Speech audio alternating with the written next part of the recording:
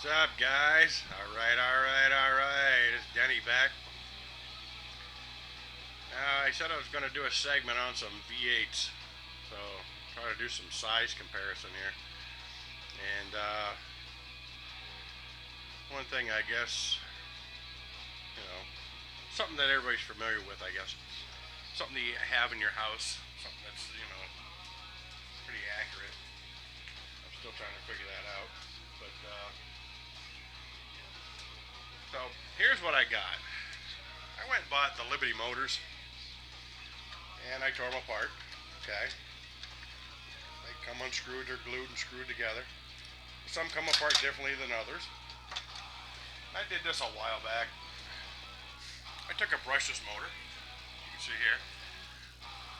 It's a small one, and I gutted out. There's nothing in here. I drilled some holes in the back of the existing block here, right where the cam hole is. It's like RC4WD did.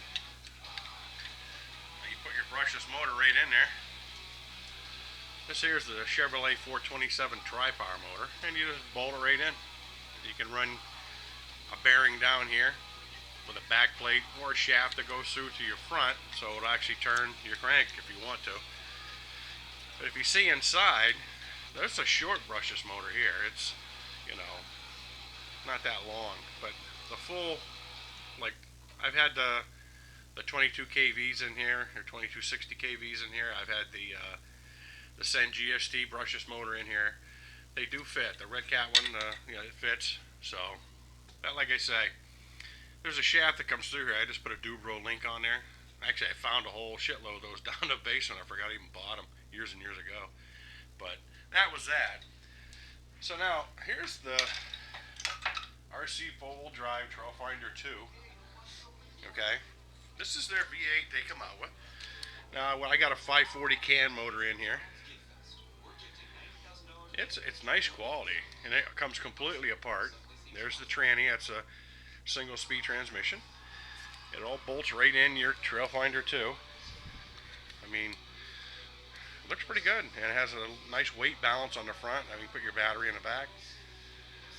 And they give you the relocator kit with the motor mount you have to buy. That's like 29 bucks. So between the tranny and I think it's around 250 for everything, 259. And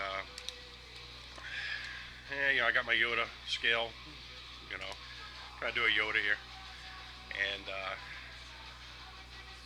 but it's pretty cool actually.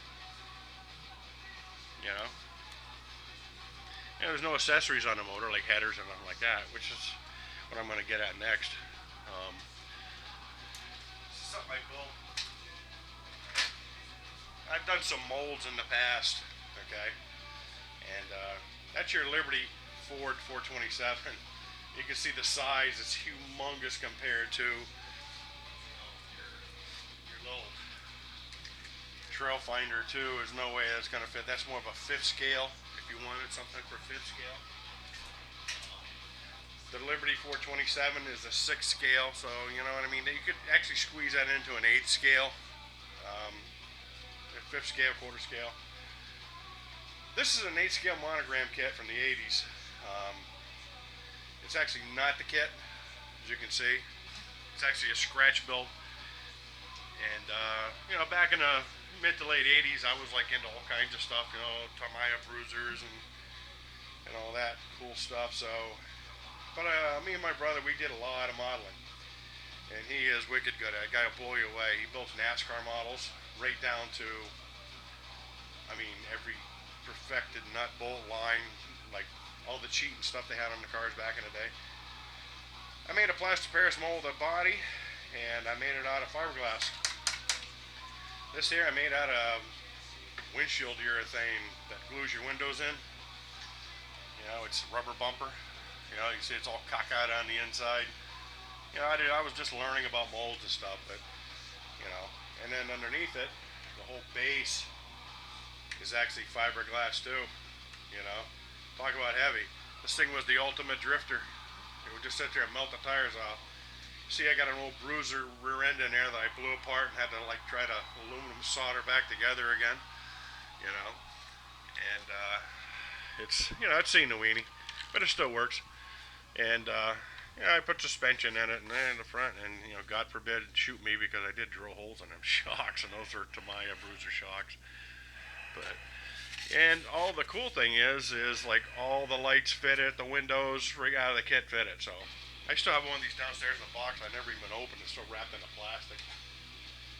But the motor I scabbed out of that kit. This is an old Bruiser frame. Okay, and if anybody was familiar with like, cool stuff back in the 80s, it was like, I think everybody put a tune port on something back then, even though it was probably the entry level for fuel injection for Chevrolet, back in 85, I should say. And my brother had an IROC with one of these in it. We were all over it, man. We were just like we were the mullet crew back in the day, So I got the bright idea, what if I took one of my Bruisers and put the Monogram motor and tranny in it with a 540 can inside it. So that's what that is right there. And, it's got the 540 can inside the motor with the shaft running out the back, and the headers are made out of brake tubing. And it's like, you try to do a size comparison here. I guess what I can do is use a 4x8 index card, since I think everybody has those in the house, I hope. That was the name that I have. So, get one out here.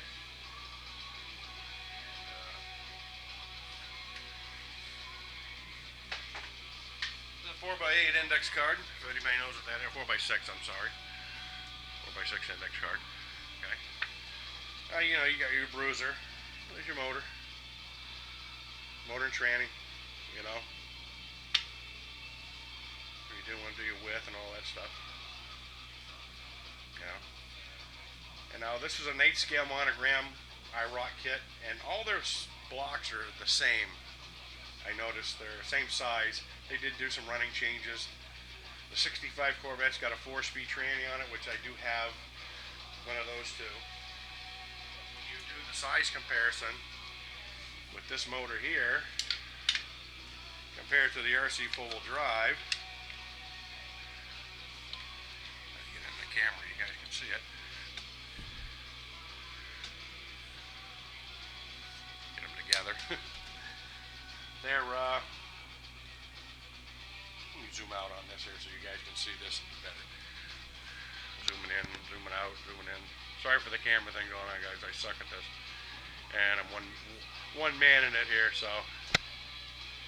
Okay, now. Here's your RC4WD drive. There's your Monogram. You're pretty close. That's 8 scale. That's probably 8 scale too. I do have a 10 scale Parma Hemi that I bought years ago. If you guys remember what those were, those are highly sought after, I guess, because every time I see one on eBay, it's a $100 bill. I think I paid, I think the price tag still, I think I paid $19 for mine through Tower Hobbies back in the day. I always kept the receipts and all that stuff too. But like I say, you got any questions, comments, hit like. Want to hit like, you want to hate me, that's cool. No big deal, but subscribe, show your friends. I mean, I got a lot of building going on, and I'll get up with another video soon of another build or a conversion on something, and we'll go from there. So, hey, have a good Sunday, guys. I'm gonna go drink some beer and eat some pizza, and have a good one.